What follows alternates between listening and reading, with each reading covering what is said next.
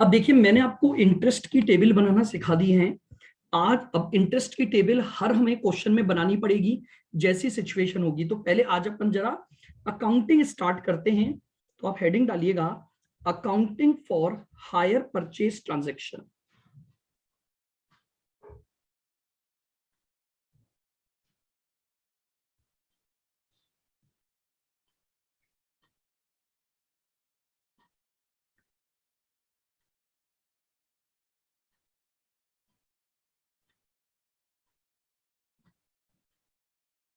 Accounting for hire purchase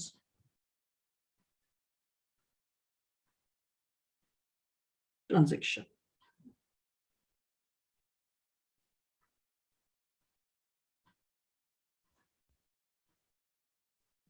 अब देखिएगा, हमें ये पता है कि जो हायर परचेज का एग्रीमेंट है वो दो लोगों के बीच में हो रहा है। एक पर्सन तो कहलाता है हायर वेंडर और दूसरा पर्सन कहलाता है हायर परचेजर। तो इसका मतलब जब हम अकाउंटिंग करेंगे तो हमारे पास दो पार्टीज हो गई जिनकी हमें अकाउंटिंग करनी है।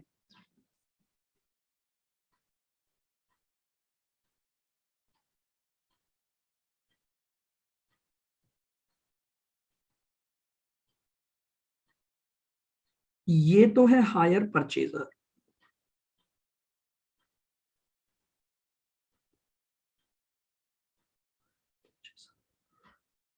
और ये है आपका हायर वेंडर। दो पार्टीज के बीच में ट्रांजैक्शन हो रहा है, हायर परचेजर और हायर वेंडर। तो सबसे पहले हम बात करते हैं, तो लिखे हैं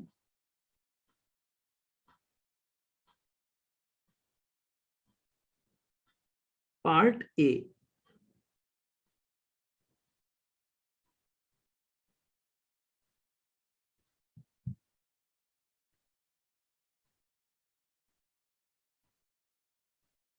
accounting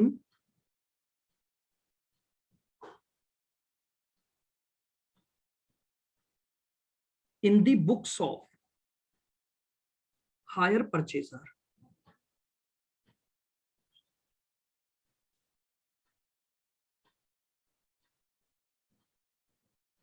accounting in the books of hire purchaser.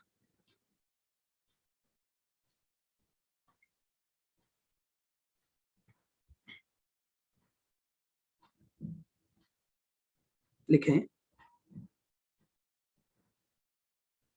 There are two methods. There are two methods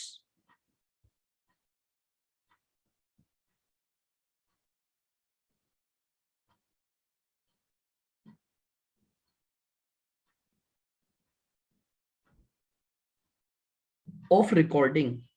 There are two methods of recording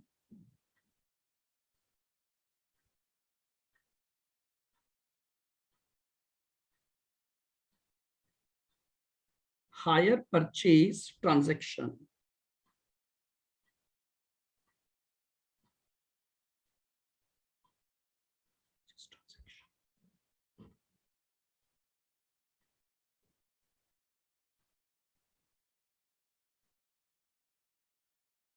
In the books of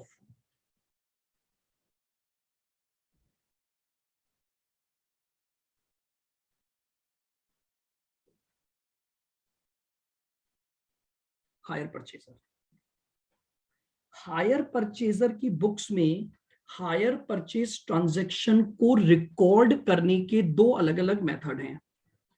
अब वो मेथड क्या क्या है?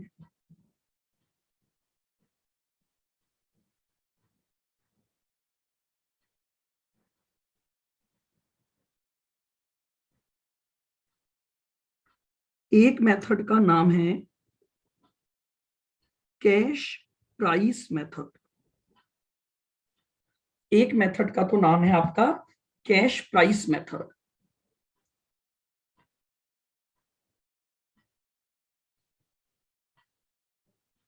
और दूसरे मेथड का नाम है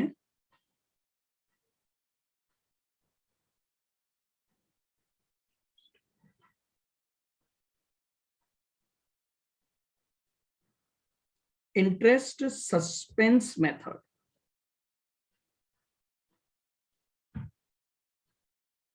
ये लीजिएगा। तो जो हायर परचेजर की बुक्स हैं, हायर परचेजर जब भी हायर परचेज के ट्रांजैक्शन में एंटर करेगा तो या तो वो अपनी अकाउंटिंग कैश प्राइस मेथड से करेगा या वो अपनी अकाउंटिंग इंटरेस्ट सस्पेंस मेथड से करेगा। तो बस अब हमें ये दो अकाउंटिंग एंट्रियां और इनके मेथड्स को समझना है। सर थोड़ा सा स्क्रॉल अप कर। मेथड जल्दी लिखो। ये चलिएगा, मेथड 1 है कैश प्राइस मेथड।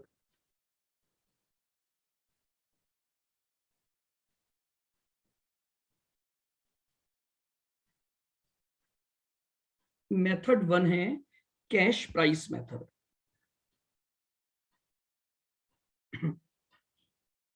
अब बात ये आती है कि कैश प्राइस मेथड क्या होता है। तो इसमें लिखो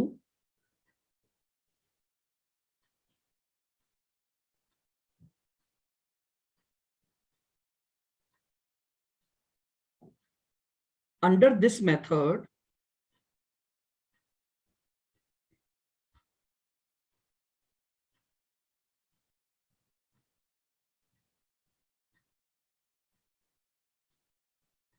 full cash price,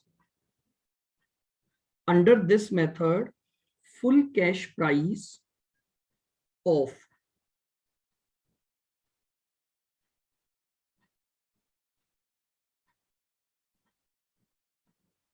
asset is debited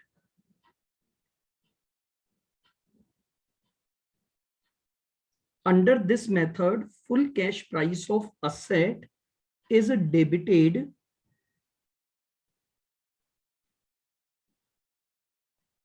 to asset account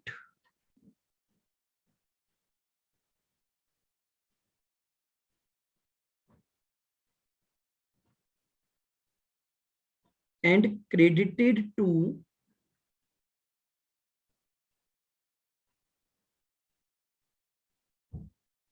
higher vendor account।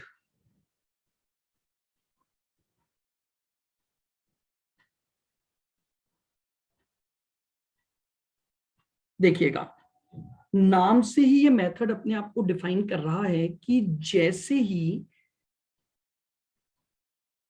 Higher purchase transaction, ध्यान से सुनना, जैसे ही हायर परचेज ट्रांजैक्शन में आप एंटर करोगे, आप इमीडिएटली असेट को उसकी फुल कैश प्राइस पर रिकॉर्ड कर दोगे और जितना अमाउंट आपको हायर वेंडर को देना है उसे आप अपना क्रेडिटर बना लोगे। एंड देन अब चूंकि इसमें आपके पास जैसे जैसे आप पीरियोडिक इंस्टॉलमेंट देते जाओगे, कुछ इंटरेस्ट एलिमेंट होगा, कुछ कैश प्राइस का एलिमेंट होगा, तो उसके अकॉर्डिंग हम क्या डालते जाएंगे, एंट्रियां डालते जाएंगे। तो देखिएगा,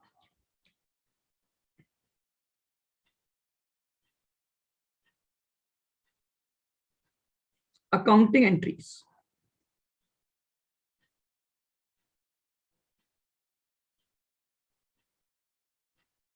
सबसे पहले अगर हम अकाउंटिंग एंट्रीज की बात करें, पहली एंट्री होगी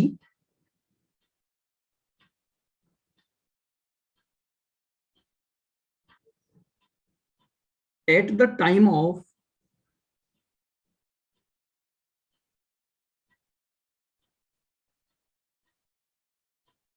entering into agreement.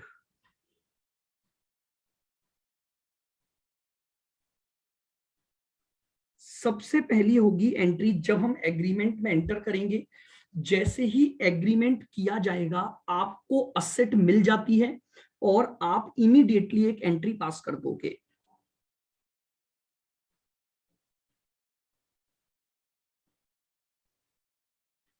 Asset account debit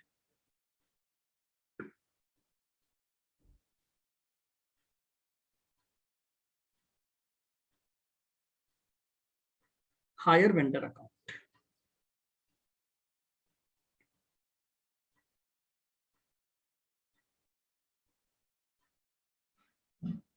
full cash price से आपकी ये एंट्री हो जाएगी। जैसे ही आप एग्रीमेंट में एंटर करोगे, पहली एंट्री होगी असेट आपके पास आ गई, तो असेट आपकी बुक्स में डेबिट हो गई और आपने हायर वेंडर को क्या बना लिया, अपना क्रेडिटर बना लिया। सेकंड एंट्री,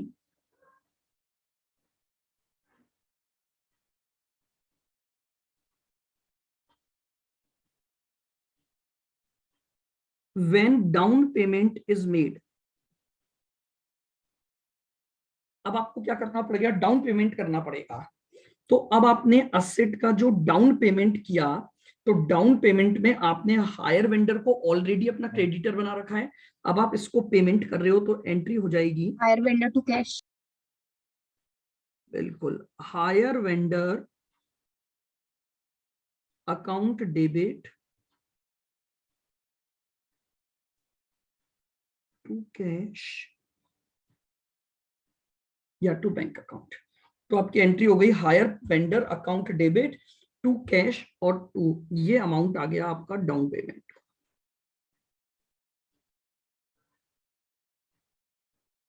सर डाउन, ये फुल कैश प्राइस का मतलब? जो असेट की कैश प्राइस है उससे एंट्री होगी है।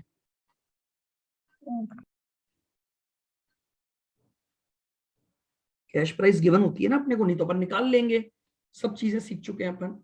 Now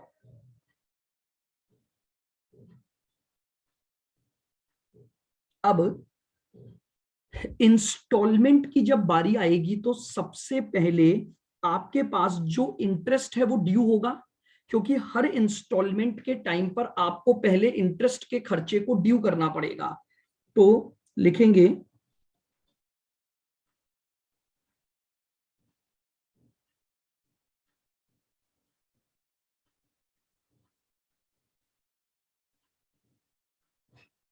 entry for interest becomes due. Entry for interest becomes due, आपका जो इंटरेस्ट ड्यू हो जाएगा। तो देखिएगा, हायर परचेजर जितना भी इंटरेस्ट देगा वो उसका खर्चा है।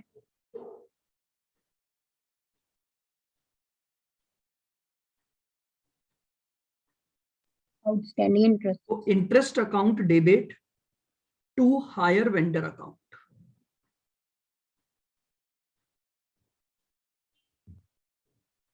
आप इंटरेस्ट का खर्चा बुक करोगे और हायर वेंडर को इंटरेस्ट के अमाउंट से आप क्या बना दोगे, क्रेडिटर बना दोगे। फिर अपन वही बोल सकते हैं ना, जो रूल होता है अपना, डेबिट डेबिट ये रूल है ना, डेबिट ऑल एक्सपेंसेस वाला है, बट अब यहाँ रूल नहीं चलते इनमें। नॉर्मली तो सिंपल सी बात है, मेरा खर्चा है तो खर्चा मेरी बुक्स में डेबिट होगा। इंटरेस्ट ऑन आउटस्टैंडिंग बैलेंस, भाई मुझे सामने वाले को ब्याज देना है तो उसको अपना क्रेडिटर बना लूंगा और इंटरेस्ट का खर्चा मेरी बुक्स में रिकॉर्ड कर लूंगा। सिंपल अकाउंटिंग है। अब उसको इंस्टॉलमेंट का पेमेंट होगा, तो जो अगली एंट्री बनेगी वो बनेगी payment of instalment.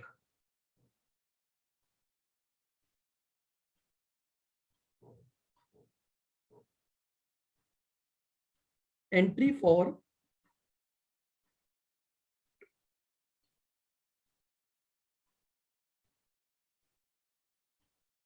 Payment of instalment. Entry for payment of instalment.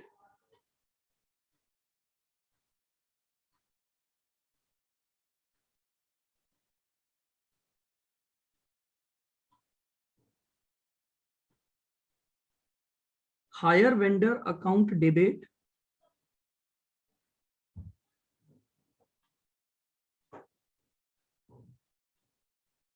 Sir जैसे अपन पीएनएल में इंटरेस्ट का खर्चा ट्रांसफर करते थे, वैसे ही ये है ना, हायर वेंडर में ट्रांसफर कर रहे हैं। ना ना, पीएनडल में तो अभी भी ट्रांसफर होगा, क्या कर रहे हो, ये तो इंटरेस्ट ड्यू कर रहा हूं भाई।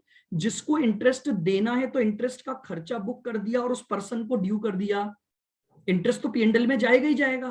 पीएनडल की एंट्री थोड़ी डाली अभी मैंने, अभी तो मैंने ड्यू किया है केवल कि मुझे इंटरेस्ट का पेमेंट करना है। अब उसके बाद जब मैं इंस्टॉलमेंट पे करूंगा तो इसमें कैश प्राइस का भी पेमेंट हो गया और इंटरेस्ट का भी पेमेंट हो गया। ये एंट्री हो जाएगी इंस्टॉलमेंट अमाउंट से।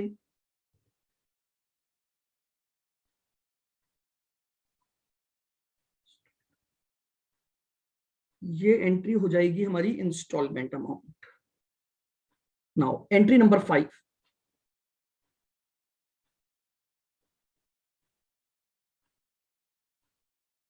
एंट्री फॉर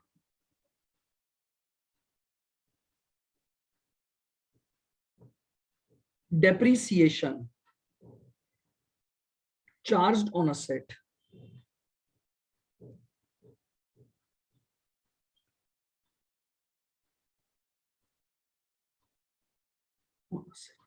अब जो असेट हमने अपनी बुक्स में रिकॉर्ड की है तो हम उस असेट पर डेप्रीसिएशन, भाई फर्स्ट एंट्री में मैंने फुल कैश प्राइस पर यानी असेट की जो ओरिजिनल कॉस्ट थी बेसिकली उस पर मैंने असेट को रिकॉर्ड कर लिया।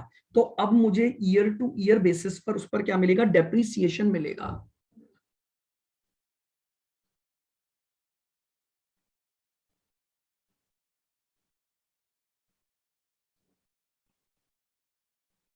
एंट्री बनेगी depreciation account debit to asset account.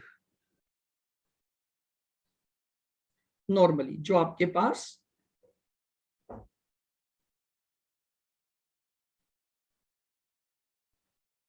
Calculated on cash price, क्योंकि मैंने असेट को कैश प्राइस पर रिकॉर्ड किया है और मैं उसके ऊपर क्या निकाल लूंगा, डेप्रीसिएशन। अब मेरी बुक्स में दो खर्चे आ चुके हैं। एक खर्चा मैंने इंटरेस्ट का लिखा है और एक खर्चा मैंने डेप्रीसिएशन का लिखा है। तो अल्टीमेटली ये जो एक्सपेंसेस हैं ये मेरे P&L में ट्रांसफर हो जाएंगे। तो नेक्स्ट एंट्री बनी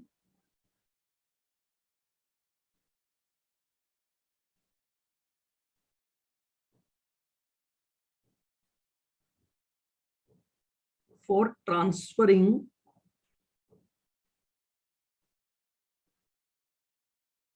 interest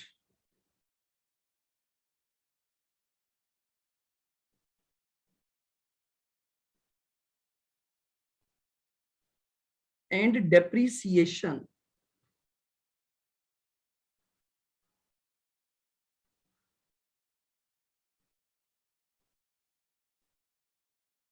to profit and loss account. अब आप इंटरेस्ट और डेप्रीसिएशन के खर्चे को कहां ट्रांसफर कर देंगे, P&L अकाउंट में ट्रांसफर कर देंगे। तो एंट्री बनेगी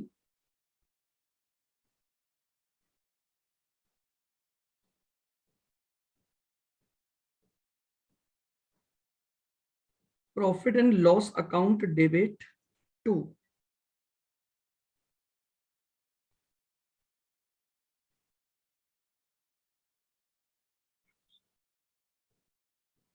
इंटरेस्ट अकाउंट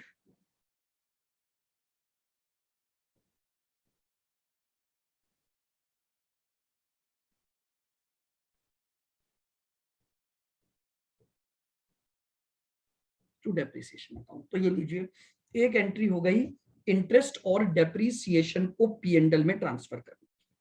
ये एंट्री आपकी होती है under the cash price method या फुल कैश प्राइस मेथड। सबसे पहले एग्रीमेंट के टाइम पर असेट आपके पास आएगी तो आप एंट्री डालोगे asset account debit to hire vendor. फिर आप डाउन पेमेंट करोगे तो हायर वेंडर टू बैंक। फिर आप इंटरेस्ट ड्यू करोगे तो interest account debit to hire vendor. फिर आप हायर वेंडर को इंस्टॉलमेंट का पेमेंट करोगे तो एंट्री हो जाएगी हायर वेंडर टू कैश और बैंक। फिर आप जो डेप्रीसिएशन चार्ज करोगे उसकी एंट्री हो जाएगी depreciation account debit to asset. और फिर जो भी डेप्रीसिएशन और इंटरेस्ट का खर्चा आपने अपनी बुक्स में चार्ज किया है उस खर्चे को हम कहां ट्रांसफर कर देंगे, P&L अकाउंट में ट्रांसफर कर देंगे। तो उसकी एंट्री हो जाएगी P&L account debit to interest to depreciation.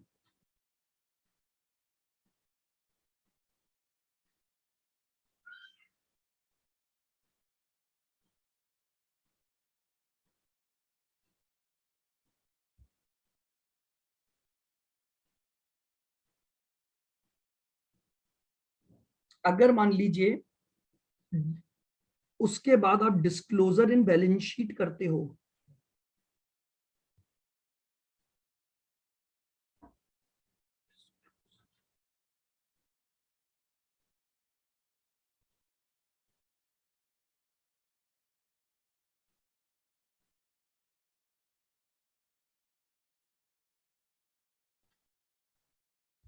Disclosure in balance sheet,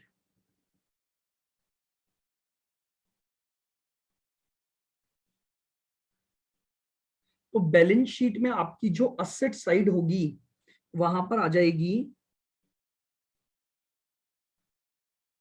asset on hire purchase.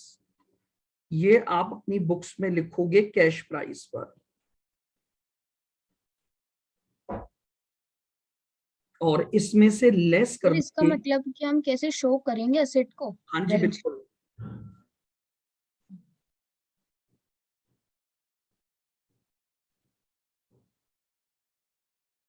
और उसमें से डेप्रीसिएशन लेस कर दोगे और बाकी का अमाउंट आउटर कॉलम में बैलेंस शीट में आ जाएगा।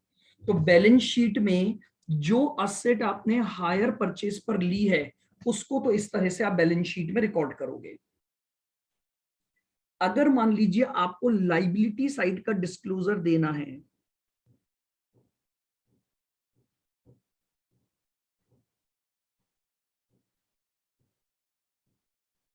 तो बैलेंस शीट की लाइबिलिटी साइड में आप क्या लिखोगे? हायर वेंडर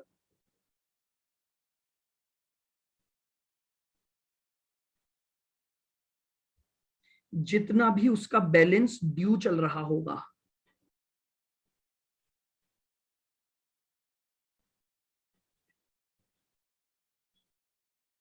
समझ रहे हो? जैसे मान लो इनिशियली आपने पूरी वैल्यू पर हायर वेंडर को क्रेडिट किया, फिर आपने फर्स्ट ईयर में जो डाउन पेमेंट किया हायर वेंडर कैंसिल हो गया, फिर इंटरेस्ट से हायर वेंडर फिर बढ़ गया, और फिर पेमेंट से कम हो गया, तो नेट बैलेंस निकाल लोगे आप कि भैया अब हायर वेंडर को हमें कितना अमाउंट अब और देना है। तो जो भी हायर वेंडर का बैलेंस होगा हर साल बैलेंस निकलता जाएगा और हायर वेंडर का बैलेंस लाइबिलिटी साइड में आता जाएगा।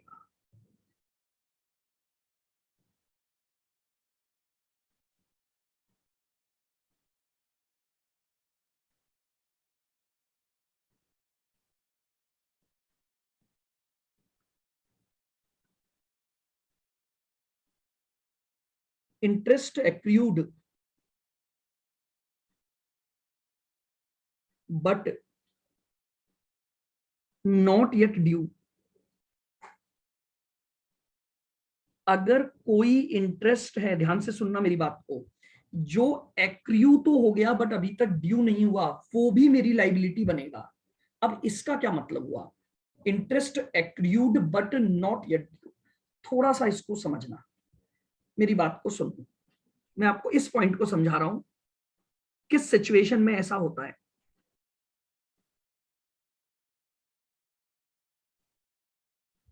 देखिए क्या हुआ, मान लीजिए मैंने, मेरा जो अकाउंटिंग ईयर है वो है 1 अप्रैल 2020 से और 31 मार्च 2021। अब मैंने क्या किया है यहां पर, यानी 1 जनवरी 2021 में कोई असेट हायर परचेस पर लिए, एच पर का ट्रांजैक्शन किया है। ये लो लिखो, बिल्कुल धीरे धीरे और आराम से मेरी बात को सुनते चलना। अब मैं जो हायर परचेज की इंस्टॉलमेंट का पेमेंट है वो हर 12 महीने बाद करता हूं। इसका मतलब मैंने पहली इंस्टॉलमेंट का पेमेंट कब किया होगा?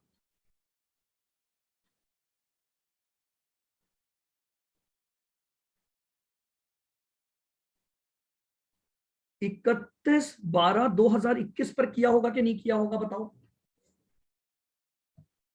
मैंने 1 जनवरी को हायर परचेज ट्रांजैक्शन के थ्रू एक असेट ली है, पहली इंस्टॉलमेंट यहां जाएगी। तो इंटरेस्ट भी यहीं जाके पे होगा। लेकिन एक समस्या हो गई, मेरा ईयर एंड 31 मार्च पर आया। अब मुझे एक बात बताओ, अगर मैंने आज असेट ले ली है तो ब्याज तो आज से ही लगना चालू हो जाएगा। हाँ। अब प्रॉब्लम है ये 3 महीने का ब्याज, ब्याज ड्यू कब होगा? 1 साल बाद।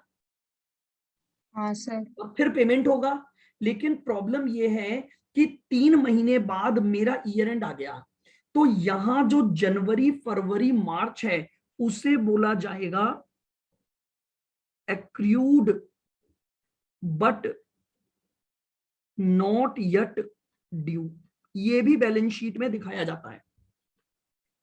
मैं जब 31 मार्च पर अपना ईयर एंड करूंगा तो अभी तक इंटरेस्ट ड्यू ही नहीं हुआ, क्योंकि इंटरेस्ट 12 महीने बाद ड्यू होता है और फिर पेमेंट होता है।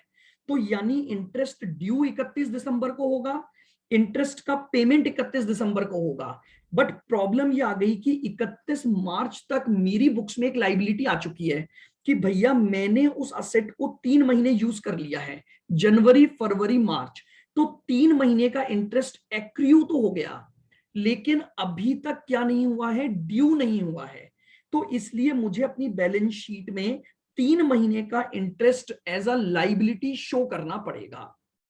तो अगर ऐसा कोई पॉइंट आता है तो ध्यान रखना। ये बातें इसलिए बता रहा हूं क्योंकि बड़े क्वेश्चन में नहीं, बट जो छोटे क्वेश्चन आएंगे उनमें ये पूछ सकता है कि एक्रूड बट नॉट ड्यू कैसे होता है, कैसे आप उसको कैलकुलेट करोगे। तो ध्यान रखना, कहां से, जहां से मेरा ट्रांजैक्शन स्टार्ट हुआ और ईयर एंड तक, क्योंकि अभी तक इंटरेस्ट की ड्यू डेट नहीं आई है, तो यहां तक का जो इंटरेस्ट बनेगा वो इंटरेस्ट कहलाएगा interest accrued but not yet due. और ये भी मुझे अपनी बुक्स में क्या दिखाना पड़ेगा? एज अ लाइबिलिटी शो करना पड़ेगा। मतलब सर यूज कर लिया तो उसका पेमेंट करना चाहिए, पर अभी तक ड्यू ही नहीं है। अभी तक ड्यू नहीं हुआ ना, ड्यू होगा इस दिन जाकर, तब पेमेंट करूंगा। हाँ। लेकिन भाई बन तो गया ना। एक तरह से सोचो, जब आप असेट उधार ले रहे हो तो लोन पे ही तो ले रहे हो, ये ट्रांजेक्शन लोन के ही ट्रांजेक्शन होते हैं। हम्म। तो ब्याज तो लगना 1 जनवरी से ही चालू हो जाएगा। लेकिन वो हाँ। ड्यू ही नहीं हुआ तो आप पे कैसे करोगे? क्योंकि आप कोई भी अमाउंट तभी पे करोगे जब वो ड्यू हो जाता है। लेकिन अब प्रॉब्लम ये हो गई कि 31 मार्च को आपका ईयर एंड आ गया, तो आपको एक लाइबिलिटी शो करनी पड़ेगी, जिस लाइबिलिटी का नाम बनेगा accrued but not yet due. कि भैया एक्रू तो हो गई है ये लाइबिलिटी, अराइज तो हो गई है ये लाइबिलिटी, क्योंकि मैंने लोन 1 जनवरी को ले लिया और मैं अपना ईयर 31 मार्च को क्लोज कर रहा हूं। तो 3 महीने की एक लाइबिलिटी मेरी बुक्स में आ गई है। लेकिन उस लाइबिलिटी का नाम क्या होगा? Accrued but not yet due, क्योंकि अभी तक ये ड्यू नहीं हुआ है। और अगर यहां जाकर कोई आगे जाते हैं तो फिर अलग हो जाता है नाम, वो हो जाता है ड्यू बट नॉट पेड। अगर मान लो फॉर एग्जांपल 31 दिसंबर को ड्यू हुआ, अगली बैलेंस शीट मार्च में बनेगी। अब 31/12 को जो इंटरेस्ट ड्यू हो गया, मान लो मैंने मार्च तक उसका पेमेंट नहीं किया, तो अब वो चूंकि ड्यू हो चुका है लेकिन पे नहीं हुआ, तो उस इंटरेस्ट को बोला जाता है due but not paid. Liability वो भी है, बट अब वो लाइबिलिटी का नाम चेंज हो गया। आउटस्टैंडिंग हो जाएगा वो तो। हाँ, तो वो कहलाती है ड्यू बट नॉट पेड, यानी हम्म। आउटस्टैंडिंग इंटरेस्ट हो गया। ठीक है। लेकिन इसको अभी हम आउटस्टैंडिंग नहीं मानते हैं, इसलिए इसकी हेडिंग एक बिल्कुल सेपरेट हेडिंग होती है। ये हो गया accrue but not yet due. Sir इसमें सिर्फ ब्याज की बात कर रहे हैं ना? इंटरेस्ट की ही बात कर रहा हूं मैं पूरे इसमें। मैं इसी चीज को तो समझा रहा हूं। आप ये क्वेरी ले आते हो, ये देखो मैं क्या समझा रहा हूं। मैं केवल इस आइटम को समझा रहा हूं। तो यानी मैं किसकी बात कर रहा हूं? इंटरेस्ट के अमाउंट की बात कर रहा हूं। ये लीजिए, ये आपके पास पहले मेथड की पूरी अकाउंटिंग है कि अगर हायर परचेजर अपने पास कौन सा मेथड काम में लेता है? कैश प्राइस मेथड को काम में ले रहा है। तो अब आपके पास स्टेप्स क्या बन गई? अच्छा, वो अकाउंट भी मांग सकता है। जनरली आपसे एंट्रियां नहीं मांगी जाती हैं। आपसे हायर परचेजर की बुक में 2 अकाउंट मांगे जाते हैं, एक तो असेट अकाउंट बना दो और एक हायर वेंडर अकाउंट बना दो जनरली। तो यहां लिख लो,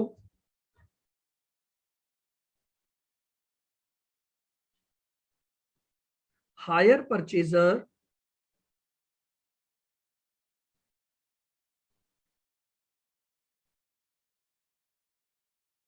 हैज टू मेंटेन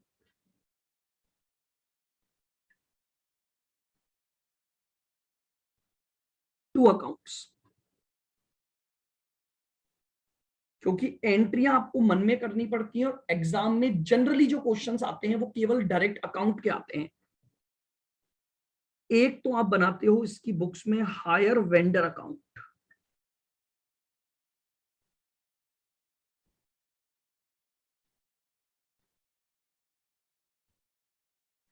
जो कि बेसिकली एक पर्सनल अकाउंट हो गया।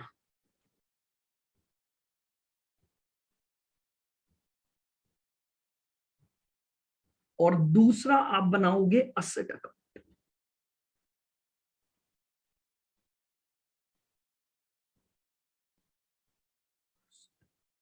और जो ये असेट अकाउंट बनेगा ये रियल अकाउंट हो गया।